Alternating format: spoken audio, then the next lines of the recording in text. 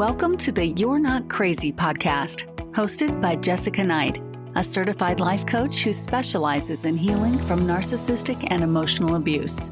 This podcast is intended to help you identify manipulative and abusive behavior, set boundaries with yourself and others, and heal the relationship with yourself so you can learn to love in a healthy way. You can connect with Jessica and find additional resources, content, and coaching at emotionalabusecoach.com.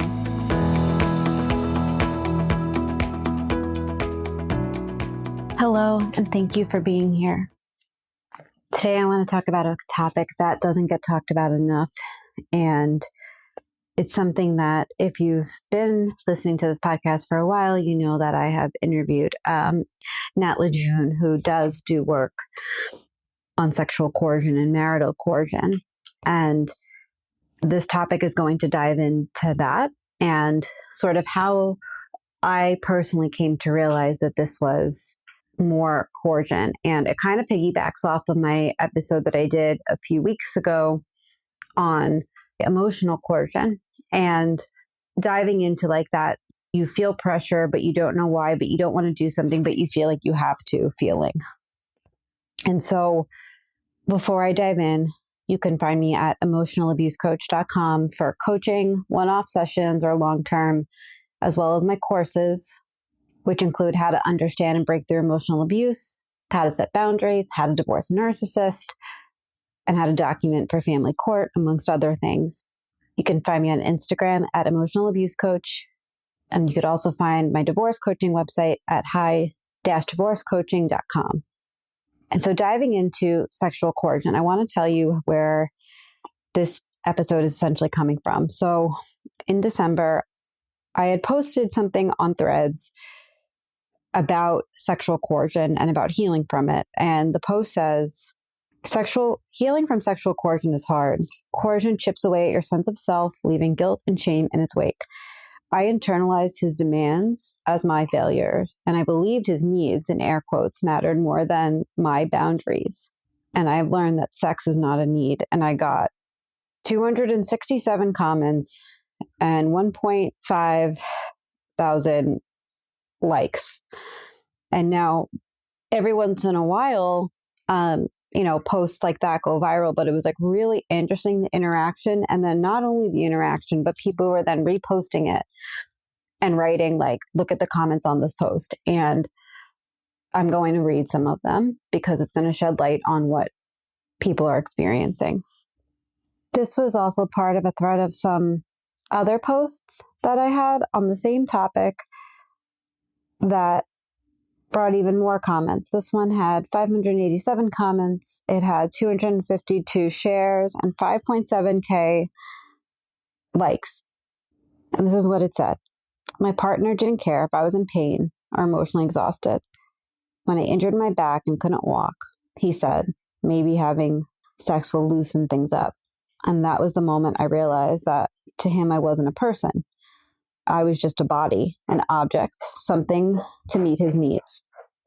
He quoted podcasts about how couples need sex to stay healthy and framed statistics as guilt trips, while he also ignored my boundaries. He treated my no as a failure on my part, a sign that I was not doing enough for him in the relationship. And just to be clear, this injury, it was a herniated disc in my back, my low back, so L4, L5. And I was in severe pain. And when he would still try and like come on to me, and I would say things like, stop, or like, I don't want to, or I'm in pain, or I'm hurting, or like, don't you think I would hurt? So all of that really ended up having such a significant impact on me because I felt like I couldn't just say no. And in the past, like when I said no, there'd be guilt and I could deal with the guilt. But now I was injured and there was even more guilt. So that's when I really started to see what the pattern was, because it was like, if you had a broken leg, I wouldn't be telling you like, oh, I know your leg is broken, but let me have sex with you. I would be saying, your leg is broken. Are you okay? Your leg is broken. You should heal. And I was saying no. And then it just felt like it was doubling down. And then there came in a time frame of all these things that I wasn't doing and that he wanted me to do, or like how long it had been since we had sex because I had COVID right before this happened. And I'm like, the timeline that keeps coming up is just going to keep getting longer. This argument is just going to keep going on. And I didn't really feel like I needed to be arguing about it in the first place, because I was saying things like, I love you, I want to be close to you, but I need you to respect me right now. You're pressuring me. I can't. And even just no. And so that's where some of those posts were coming from. And when people started to comment on them, like I said, people kept sharing it and saying, look at the comments. And so I'm going to read some of them. Mine sends me articles about how men get prostate cancer and heart attacks, YouTube videos on how women neglect their husband's needs, and involves his mother in our sex life. My ex pushed me into sex 4 weeks after a rough childbirth. We had our second child 2 years later, 9 pounds. He pressured me into it 10 days later. He then got angry because, quote, you could at least pretend you're enjoying this. You're just lying there like a log, end quote. Yeah, dude, I thought, I'm trying not to scream. If there's hell, I can tell you what I hope is happening to him now. And that comment got got a ton of replies to it. There's another one. Reading the comments here, and I'm just here to say that this is not normal at all. My boyfriend has never pressured me for sex ever. Say I'm not feeling good, he'll ask me if there's anything I could do to feel better. I'm sorry for the woman going through this. Another one. You will be amazed how many guys think their dick is a magic pill for pain, mental illness, and life stressors. I've been screamed at compared to exes who are more sexual, told that I don't know how to be a woman, shamed and berated for not wearing lingerie, so I bought a bunch of it, and it's expensive and uncomfortable. Tormented because I don't love giving oral sex, blamed for his prostate problems because I don't initiate enough. And by the way, he refuses to initiate because he doesn't know how I'm feeling, because God forbid he asks and I say no. I started initiating more to simply prevent the abuse, which is literally textbook sexual coercion. My husband had to Google if it was normal for women to experience pain and not have a high sex drive after having a baby. He just wouldn't believe me. He said he thought I was making it to withhold sex to manipulate him. Our second child wasn't even 2 months old yet at the time. Here's another. He threatened with infidelity, divorce, custody, all because I lost my sex drive. I've been breastfeeding for almost 2 years, and I've basically been taking care of my son on my own, and my emotional needs have been neglected. Even on days when he is home from work, I do everything for our child. My son is never a burden, but at the end of the day, I have nothing left to give and I'm exhausted. But according to him, I'm not doing enough. And the comments honestly go on. There's other comments here that are talking about how when somebody was on chemotherapy and they were forced into it. There's a comment on here about people having brain cancer and how their partner said it was harder on them than you. And the patient who had to have a part of their brain removed claimed that it was harder on them because they couldn't have sex. So this is clearly a very escalated, very important topic that we need to talk about more, and that I want more people to feel more comfortable saying no within themselves when they mean no. And that's the purpose, or that's kind of the basis for this podcast. Sexual coercion, by definition, is a silent, insidious form of abuse that thrives when boundaries are ignored and emotional safety is eroded. It does not look like force or violence all the time. It can just look as manipulation, guilt, and entitlement. And that leaves people feeling confused, ashamed, and afraid of speaking out and speaking up. As I mentioned, I didn't recognize it at first and I didn't have language for it. But a lot of people in sharing this, it's not just me. I didn't think that going into it. I know this happens a lot, but I want, if you're listening to this, to know it's not just you too. And that you can go and look at threads on those posts and just really, you might feel really heard and seen. And so in my work, I've spoken with countless survivors who experience these kind of violations or straight up sexual coercion, and their stories really echoed each other. Stories where emotional manipulation replaced consent. There was no that wasn't ignored. Intimacy became transactional. And I really hope that we can begin to bring clarity to what many people have struggled to name. And so I'm going to go into a little bit of my story because I think it might be helpful. And also I think it's just it kind of like, I can talk about other people's stories, but when I talk about my own, it's obviously coming with a bit more weight. And so the background of this is that I never really felt completely safe in the relationship. I felt mostly safe, but I thought a lot of it was me, which I'm sure we've all felt, but it was so emotionally coercive that he needed so much validation from me and so much of my energy, and none of which I actually could give. And at first I really couldn't put my finger on it. It was like this creeping unease that settled whenever he like touched me, especially after that injury I mentioned. I always thought I was overreacting. And I told myself, like, maybe this is just how relationships are, and I should just be doing this. And, but the discomfort was my body screaming at me that something was wrong. Like, I was exhausted. I didn't want to. And I was constantly pressured. And in the beginning, it started with like these small violations. Like, he'd smack my ass, even though I told him that it hurt or that it was hurting my back or like my injury. And when there was this one time I winced and said, "That hurts." And he smacked the other side laughing at me. And I just thought, like, what are you doing? And he goes, "I thought the pain was on the other side." And I just go, what is wrong with you? And when I look back at it now, it's not playfulness, it's cruelty. Like, you have this injury, but you only have it here. So I'm going to do something that you just told me not to do. And I'm going to expect that you're not going to have pain on the other side. It's not asking for my consent. And I had been saying for like weeks at that point, please stop doing this because you're hurting me. Over time, I wanted to stop being touched at all.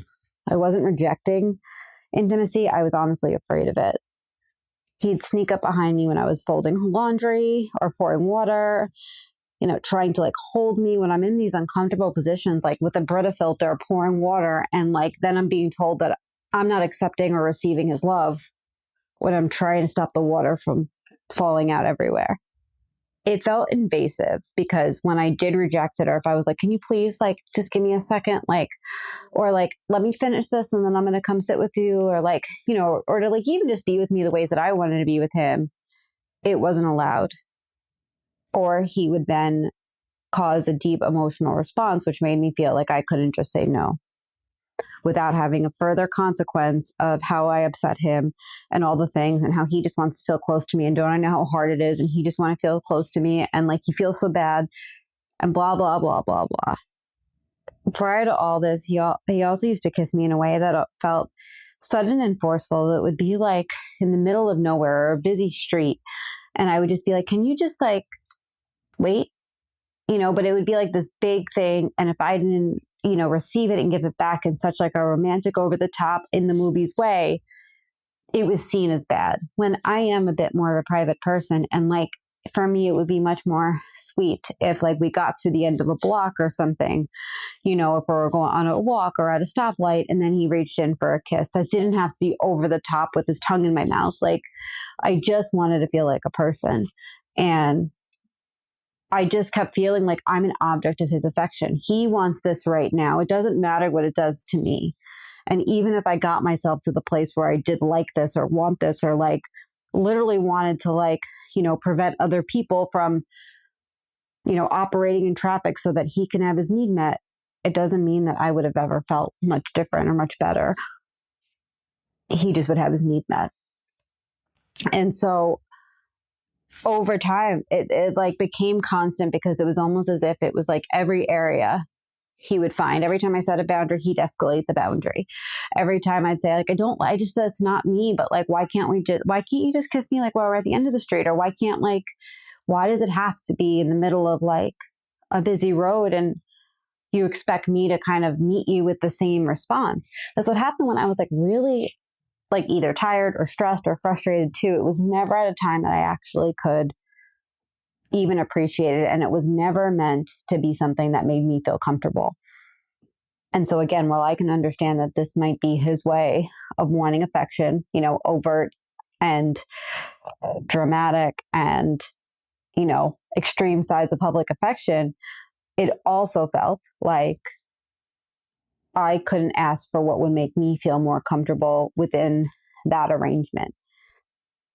There was also a big weaponizing of the words "I miss you." And at first I thought it was sweet that he missed me. But then, and I didn't put this together until later, when he said he missed me, what he really meant was that he missed sex. We would spend days together side by side, and like we might be doing things with our kids, we might be running errands, we might be working, I might be sick, he might be sick, but that wasn't intimate to him. Even if like we all actually like were like plopped out watching a movie, spending time together, I get a text later that day, I really miss you. And I'd be like, what? Like, I just spent all day with you, and maybe it was great. Maybe there were so many like intimate emotional moments throughout the day where I'm just like, oh my God, I feel so grateful for this guy. And then I'm getting this thing and it's like, you don't want just the connection or to build the connection. You want the connection as long as it comes with sex. And there were days where there's one day I counted 18 texts that he missed me. And again, on the outside, you might be like, okay, well, that's like nice. It's like, yeah, but he saw me the day before. He saw me, he's going to see me the next day. I literally was trying to clean my daughter's room and I'm getting pressure to go out all day with him while getting all these messages. And what he's saying is, I miss your body. I miss your vagina. That's what he missed. He didn't miss me because he had time with me. And if you've been with a toxic or an abusive person, you know that they often like weaponize time too. So they might spend, you might have plans to do something and all of a sudden like you're not doing it anymore because he has decided like that's not at the top of his list, or they sabotage it in some way. So now you just need to give more time and more time and more time. And so this, I miss you. And it was constant. And it just felt so frustrating as time went on, especially when this injury finally happened, because it was like, he misses me. And now this is never going to end. And now when he talks about being frustrated, and now we get these texts of like, all I need is a good long fuck. And I would just be like, what the fuck am I to you? Like, I would be like deep in work. And when I'm working, I really like, I barely pay attention to my phone unless it's like the public school calling me to say that my daughter's sick. But like, I'm like, focused. I usually have like texting turned off. And it was honestly like pretty heartbreaking because it was just like, this intimacy is not about feeling connected. It's about control. But my needs and my boundaries and my safety are all secondary. For me, emotional safety is really the foundation of any healthy relationship. Other people might feel different, but for me, emotional safety means respect. And without it, trust crumbles and the intimacy is going to die and fear takes its place. So like in, all these examples, like I may not have said it, but I am afraid of what comes next. I am anticipating what comes next. I now know there's a pattern. When I tried to express that I didn't feel safe, because I did do that too, he shut me down. He would say things like, don't use those words. My discomfort was treated like an inconvenience, something to ignore, not to understand. He would tell me that I can't say I don't feel safe. So then I would search for other words. And then I would kind of fight back against that. Like, you can't tell me I can't feel safe. If I don't feel safe, I don't feel safe. But here's the thing. My body knew before my mind did. When I began to flinch, when I began to pull away instinctively and not even realize, my body was rejecting the closeness altogether because it had learned that affection came with strings attached. And when I did a podcast with Natalie on sexual coercion, she shared this. She said, every unwanted touch sends us a signal of danger to your body. Over time, even non-sexual touch becomes unbearable because your nervous system registers it as a threat. And that was my reality. Every I miss you carried an expectation.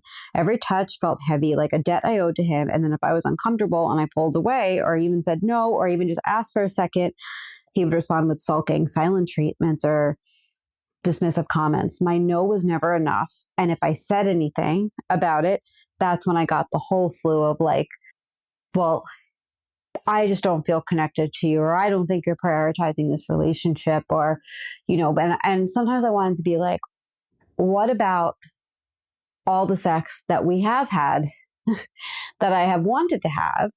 And I'm telling you, this is what's going to kind of lead to me feeling closer to you. And you basically are saying, no, that's not okay because I decided differently.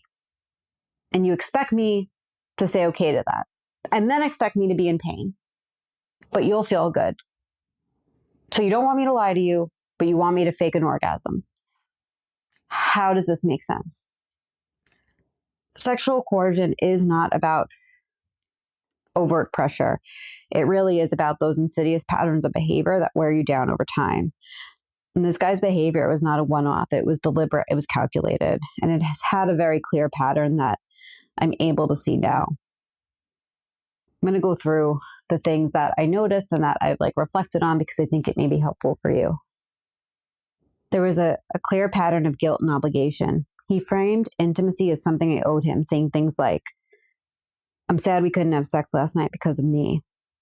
On the surface, it sounds like self-blame, but the impact was different. His sadness became my responsibility to fix.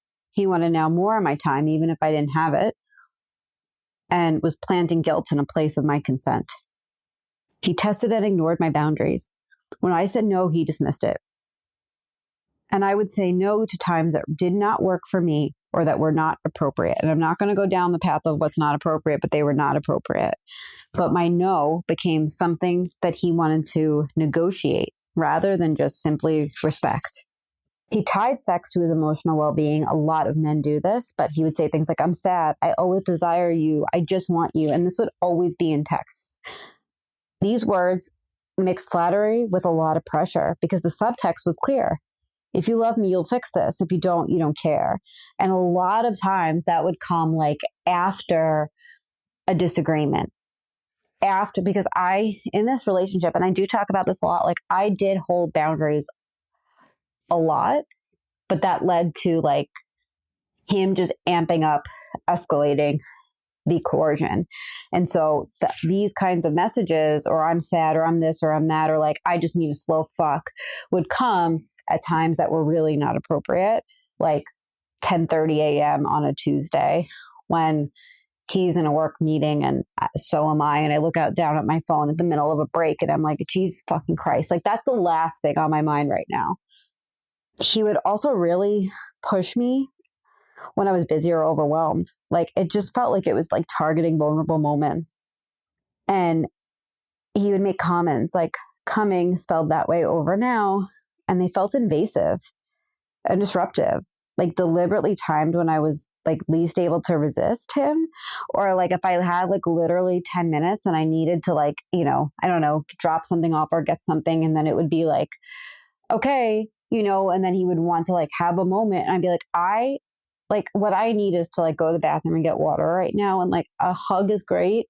But giving me the thing that I'm supposed to get right now is great. But why is this another time where I'm feeling pressured? So it made me not want to have him come over midday anymore. It made me feel like I had to set these big boundaries to keep myself safe. And when I resisted, my rejection was always turned into a problem, which of course led me to think, what am I doing to impact this, rather than this is batshit crazy. His words "oh, too bad," made me feel like I'm being unreasonable, or "I just miss you. I just desire you." It was my fault for saying no. But there was so much obligation and relief. "I love you so much. You're my everything." And it was constant love bombing. But this affection didn't feel genuine. It felt strategic to get me so stuck and coerced in to the relationship. And I talk about this a lot on the podcast about emotional coercion. So if you are wondering what some of the other underlying patterns are that led here or that were part of this, I recommend listening to that because I detail a lot of them. I don't mean to be unclear. I'm trying to keep this mostly on sexual coercion and unwanted touch. But I always felt pressured. It made me doubt myself, and it created a dangerous cycle. He pushed, I resisted, he guilted me, and then he soothed me with love, and then I felt responsible for having sex again. The ignoring my boundaries was really clear. I would say no, and he would push. And so boundaries are clear verbal or nonverbal indications of comfort, consent, or refusal. And when someone says no, it's not an invitation to negotiate. Respect is respecting that boundary. It's a boundary, and it deserves respect. And so when I said things like, "No, I am working right now," I'm giving a very clear, valid reason. I'm busy. I can't engage in intimacy. It's either completely inappropriate or impossible. And he did not respect my no. Instead, he responded with, "Oh, too bad. which felt like a dismissal of, my refusal and that I was like disappointing him, or tried to solve the problem. Is there anything I can do to clear up time for you today so you have time for me? And it's like a disregard for like the fact that like maybe I just don't want to, or maybe like fitting in sex during my workday is not my priority, or it's like just not where my head is. I work with people healing emotional abuse. I'm so focused throughout the day. The last thing that I'm thinking between the hours of 8 and 6 p.m. Eastern is when am I going to have sex? Again, sex for me, especially in a long-term relationship, it comes with safety. I'm a single mom. I don't have that much free time in the world. But like when I do, and like that time is then sabotaged by this person, or like they are, always like a endless stream of validation, I don't have the time and energy to be like, you know what, I'm just going to fit it in here. It's like, no, I want to protect my boundaries more because you're not respecting them. You don't respect the time that we have. Like we would like have, date night or things like this, and that wasn't respected. So why do you think that you can also disrespect my boundaries? Why is this coercion? Because when somebody repeatedly pushes back against a no, they're not asking for your consent. They're trying to override it. They're saying, your reasons don't matter. I've decided what's appropriate, and I'll keep pressing you until you comply. A healthy response to a boundary like that sounds like, okay, I understand. Not ignoring an attempt to negotiate that's coercive and it's manipulative. I mentioned this before, but a lot of times people will link sadness to emotions to intimacy. Sexual coercion is often used as emotional manipulation to make you feel responsible for the other person's well-being. And he weaponized his emotions to pressure me into intimacy. On the surface, he would like take responsibility. So it sounds like self-blaming, but it's loaded with guilt. So when he said like, I'm sad, and I wouldn't be sad if we were intimate, or you could have prevented my sadness if things were different. He didn't directly say those things, but that was the implication underneath the messages. Because if it's like, even if I said like, I don't want you to be sad, like it's totally okay. Like I understand you felt this way. It would still be met with, but I want to have this time with you. And so you're left feeling guilty and obligated to quote unquote, make it up when he caused it. And in a healthy relationship, we don't link one person's sadness or emotional state to the other person's willingness to engage in sex. When someone uses their emotional pain as leverage to pressure you into intimacy, that is coercion. That's not love. When I refused, he dismissed my reasons constantly and suggested solutions, in air quotes. When I gave reasons for saying no, my partner did not accept them. Instead, he tried to minimize and dismiss my concerns and offer fixes to get what he wanted. A lot of times, this felt like he was invalidating the boundary I set. My concerns weren't acknowledged, and they were treated as obstacles that could be solved. This sends a message that over time, over and over, my no isn't final. And it felt that way. It felt like if I said no, it was like a toddler, right? Like if I tell my kid, no, you can't get this, she escalates. If I say, no, you can't, like, no, we're not going, this happened yesterday. No, we're not going to the American Girl store. Why? Because your behavior is not in a place where you can do that. You didn't earn that. Well, why? And then like it just continues and it gets worse and it escalates. But that's what this felt like. My no isn't final. It's something that can be negotiated and worked around. This is coercion because minimizing refusals strips away at my agency. Instead of just accepting the decision that I made, my partner would frame his desire as something reasonable and that deserves compromise. And this left me feeling like I had to defend my boundaries or find new excuses to justify them. A healthy partner would hear the no and respect it. And if they really felt like we hadn't connected in a while sexually, or that like he wanted to kind of address and see like how we were not on the same page, they'd come to you with that concern and talk about it. Sex was also repeatedly brought up when I was busy, when I was distracted, and like I said, when I was vulnerable. Persistent pressure exploits my exhaustion in this case, because that's what I was saying. Instead of respecting my boundaries, he just kept nudging, basically saying like, I'm going to keep asking until I get what I want. Coercion does not rely on force, but it's these persistent efforts to wear you down. And then they mix guilt, flattery, and affection to make you feel obligated. You feel guilty when you disappoint them. You feel invalidated because they ignore your boundaries, and you feel confused because of like the sudden affection. But this is not healthy intimacy. Healthy intimacy is built on mutual consent and respect, not obligation and guilt. When someone mixes affection with pressure, they're blurring the lines between love and manipulation. That's a strategy to disarm you emotionally. It's emotional coercion. So you keep feeling guilty for refusing, but you're comforted when you comply. So at its core, sexual coercion is about making somebody feel pressured to say yes, guilty for saying no, and obligated to meet another person's sexual quote unquote needs. So if your partner is there and they are ignoring your boundaries, they are creating guilt, framing intimacy as a solution, minimizing your refusal or treating it as negotiable, being persistent to pressure you, and engaging in emotional manipulation. These are all ways that sexual coercion does not require force. It can be sound, soft, apologetic, or even come across as loving, but the intent is the same. It's to pressure you, manipulate you, and guilt you into sex when you don't want it. That behavior is not about connection. It's not about love. They're attempting to gain access to you and access to sex on their terms, regardless of how you feel. A lot of times, this is also built on entitlement. They feel entitled to intimacy, and when they don't get it, they react with guilt, persistence, and more manipulation. And that's not about misunderstandings or miscommunication. It's about a deliberate pattern designed to wear you down. Your no is not enough, whether it's spoken, implied, or unspoken. Their behavior continues to prove that they don't respect it. And so what I didn't understand at the time I was going through all of this was that how that was so deeply affecting me. My body was responding to years of boundary violations from other people, other things, and it was warning me that I felt unsafe. The flinching, the pulling away, the instinct to shut down. It wasn't me being cold or distant or traumatized, as is often used against me. It was my body trying to protect me. And the bottom line is anyone reading this or listening to this recognizes these patterns. You are not overreacting.